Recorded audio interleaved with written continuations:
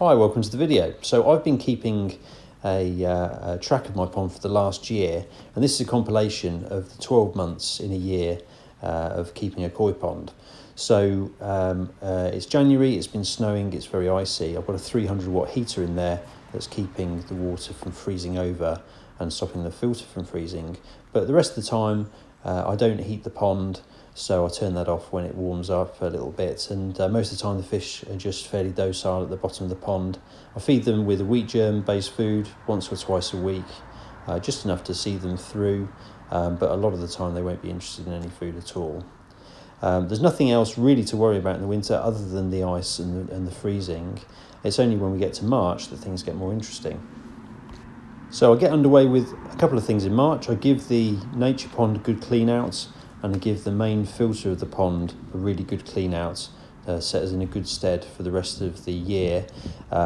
Make sure that the carbonate levels are up, and I also do a preemptive potassium permanganate treatment with 2 or 3 weeks between two treatments of 1.5 milligrams a litre of potassium permanganate. So this is a nature pond. You can see the frog spawn there, and there's also some toad spawn here. The nature pond is actually largely separate from the main pond. I don't have the waterfall running most of the year. But you can see the water is very clear. That's because the potassium permanganate treatment removes discoloration from the water. It leaves it gin clear, which is really nice, makes the fish very colourful. I used to do a scrape of the fish in March, but I've stopped doing that after I found the anaesthetic can be quite difficult to revive some of the fish afterwards, leading to a few panic moments. Fortunately, no fish lost, but I wait till it's warmed up quite a lot before I do any scrapes on the fish. So now it's May, and I'm focusing on two things. I'm testing the water because the fish are eating more. I've moved them onto staple food and feeding more regularly. They're more hungry than the filter's able to deal with though, so I need to keep an eye on the ammonia and nitrite levels. The other thing is that I look out for fish looking a bit unhappy, which is often due to parasites, so I do a scrape on any fish that have been flashing or looking out of kilter. And I'll inevitably find trichodina at this time of year. The bacteria and the parasites really pick up following the cold months. And so I'll do a further treatment of potassium permanganate or whatever treatment's required to deal with the parasites that I find. So in this case it was trichodina, you can see spinning there. So then into June, any treatment of the parasites continues as well. I tend to do the treatments a little closer together, so maybe 1 or 2 weeks between the treatments to get the juveniles and the adults. Here the algae is taking off now with the warmer temperatures, so I use the blanket weed treatment, clover leaf, which you can see in another video. In this instance it was very stubborn, and it took 3 doses to get on top of. Normally 1 would be sufficient, or maybe 2, but in this case it was 3. The sooner you get it, the better. So don't leave it to grow really long, because then it takes more effort to get rid of. And you could really do with scooping it out before you treat it as well, because it makes the treatment more effective. The plants are growing really well now, so this needs a good prune. And the fish are looking great. So this is really the best time of year. The fish are in full flow. They're eating a lot, they're very active, and it's a pleasure to be in the garden, lovely and warm. And summer's just around the corner. So this is after I've pruned back, and we're in the middle of summer now, and the pond really is at its best.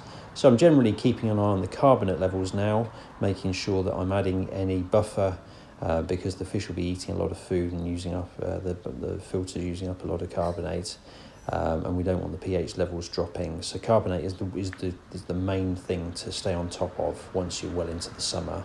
But also look out for any fish looking unhappy, and treating any parasites or anything that is causing a problem. I net out fish as and when they look unhappy and see if I can work out what it is, and it's invariably some form of parasite that's causing the problem. This is the time to really enjoy the pond. We've got the aeration going. I have that going for all the summer, and this is an example of a fish that looked a little bit unhappy, so I'm taking out a bit of anaesthetic and do a scrape on it to check it's okay. So the scrape looked fairly clear, but there was some trichodina which needed a treatment again of potassium permanganate. And actually this time of year I tend to do a preemptive treatment at the end of September with 1.5 milligrams of potassium permanganate spread about 2 weeks apart.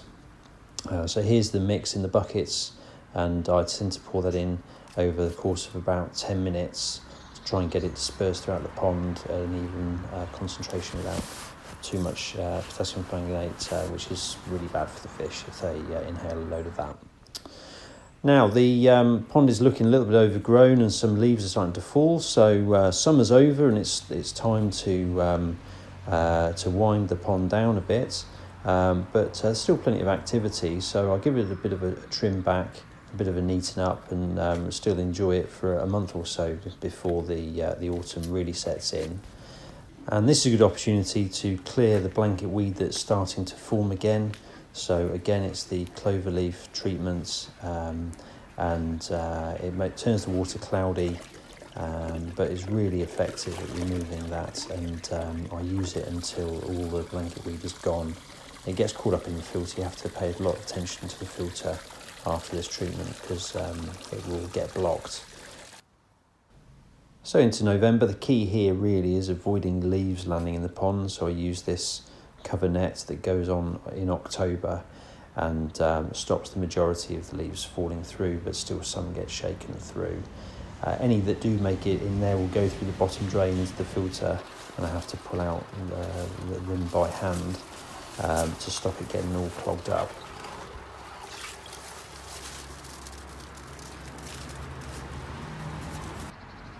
So now we're around to December and things are getting pretty cold with regular frosts. I'm keeping the net on to stop the last of the leaves that are falling, and I take the net off only when all the trees nearby are all bare. And then we're into January again, and with snow and focusing on making sure that the pond doesn't freeze over, but not really much else to do, and the fish are just looking after themselves at the bottom of the pond. And that concludes this 12 months of keeping a koi pond. I hope that's been interesting, and I'll see you on the next video.